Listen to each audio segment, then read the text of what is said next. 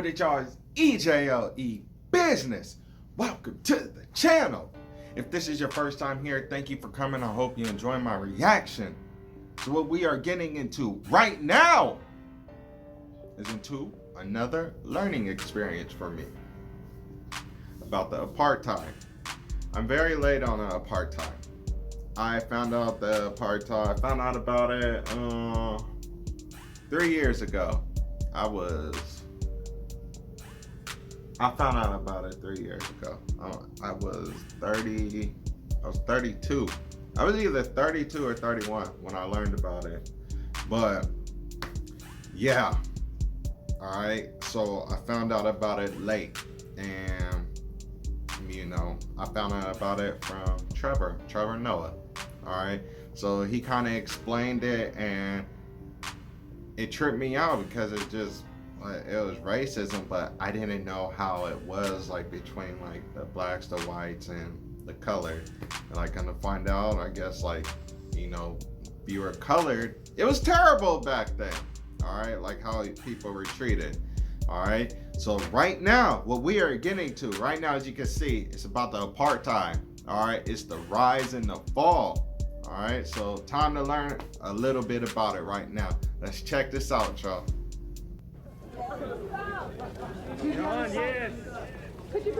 On April 27, 1994, Nelson Mandela cast his vote in the first free and democratic elections in South Africa, marking the official end to racial oppression and apartheid rule.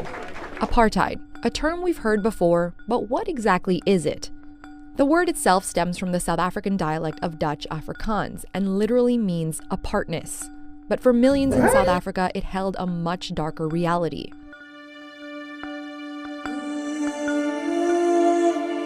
I would have never guessed that meant that. That's crazy. Wow.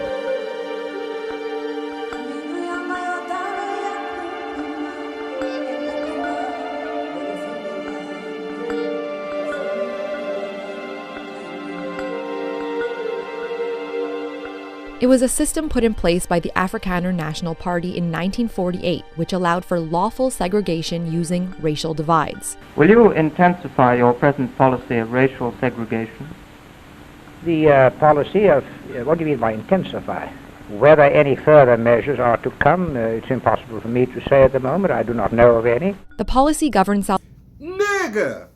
Tell me why for some reason I didn't... Wow, it started all the way back then. For some reason, I thought it started in the 80s or something. Oh, shit. Wow. I just wasn't thinking, but once again, I didn't know a lot about it. I didn't know it started all the way back. Shit. South Africa for nearly 50 years. But racial segregation existed long before apartheid even began. In 1913, the government passed the Natives Land Act, limiting black... What the... I did not know that. That trips me out right there. For real, it does. Like what? But out here back in the day when it was like segregation, they had the colored bathroom and a white bathroom. Obviously, how they had it was the white bathroom was cleaner, the colored bathroom was effed up. All right, just everything like the water fountains, restaurants, and yada yada yada. I didn't. All right. I'll talk when I'm done, all right? I'm just about to watch this. We're about to get into it. When I'm done, we're going to talk. Give me my opinion, all right? Let's get it. African land ownership to 7% and restricting them from buying or occupying land except as employees of a white master. More than 3 decades later, the practice of systematic racial segregation was given the name apartheid and was extended under the government led by the National Party. The party's goal was to separate South Africa's white minority from its non-white majority, in addition to separating non-whites from each other. They did this by putting in place hundreds of race laws touching every aspect of life, preventing equal opportunities for basic human rights to people of color, including dictating where they could live, work, go to school, all based on their race.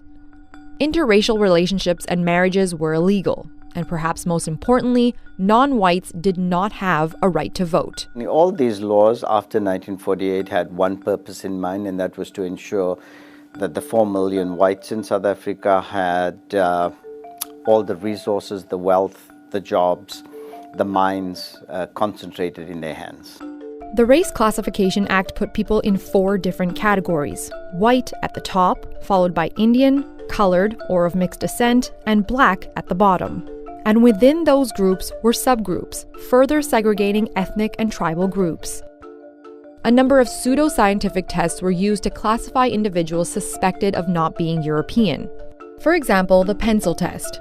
This involved putting a pencil in an individual's hair. If the pencil fell to the floor, they passed the test and were considered white. If it stayed put, they were considered colored. Wow. Black South Africans were forced to carry identification at all times known as a passbook. Resistance to apartheid laws came in the form of mostly non-violent political protests. Together, freedom fighters like Nelson Mandela, Oliver Tambo, Walter Sisulu, and Ahmed Kathrada started to play an important role for both the African and Indian National Congress parties. In 1952, they began a defiance campaign calling on people to purposely break apartheid laws in order to get arrested. People of color got onto white buses, used white toilets, and entered white areas. Their hope was that the high number of prisoners would cause the system to collapse. But it did not. Thousands ended up in jail.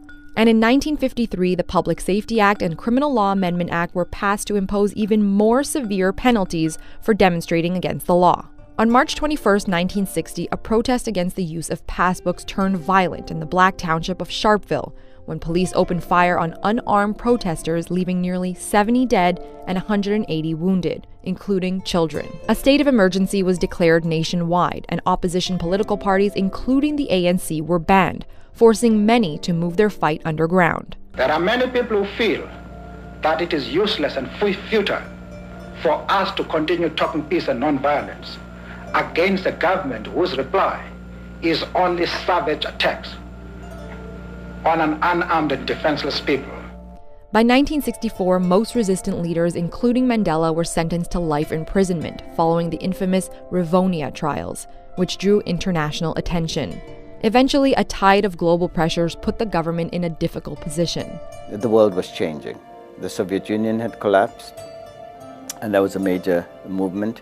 There was increased calls for the divestment of companies from South Africa. There was a global movement to boycott South Africa. Coupled with unrest within the country and the continued armed struggle, negotiations began between the ANC and the National Party. Slowly, apartheid began to dismantle.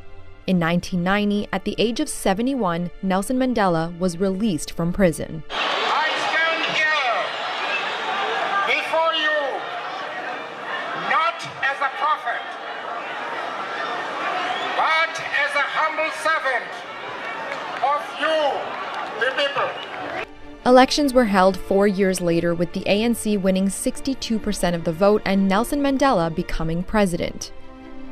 The people of South Africa won their country back, and apartheid was abolished. Never, never, and never again shall it be that this beautiful land will again experience the oppression of one by another. Thanks for watching Global News. If you enjoyed what you saw, Wow! like... That was a surprise. Well, that was a surprise. I never thought it was like that. I never knew that it went on for so long. Like, once again, I didn't know this stuff, all right? For some reason, I was thinking it began in the 80s. I didn't know it was before that. And then, and how they had whites at the bottom, whites, Indians, colored, and blacks. So, okay, I understand now why people looked at people colored differently, all right? But out here in America, how it used to be was whites and colored, just like that. So basically, if you're white, underneath white, Indian, Hispanic, Asian, niggas, blacks, you know, like us, that's how they looked at it as. Niggas. That's what we weren't even what? Black, African American, nigga. That's what you were. That's how they treated you. All right. You know, they called us with like bad names, like, oh, you nigger, da da da da da. I had people call me that before. I used to get mad, but now I laugh. So when I laugh, that kind of makes them more mad, you know? I know you guys didn't ask that, but anyways, I didn't know apartheid was like that. Was it in other countries too, or was it just in South Africa? I know you guys got stories, and I know you guys have some stuff to say. Let me hear it, man. Go ahead and talk to me about this, all right? This is crazy. I would have never thought. This trips me out right here, all right?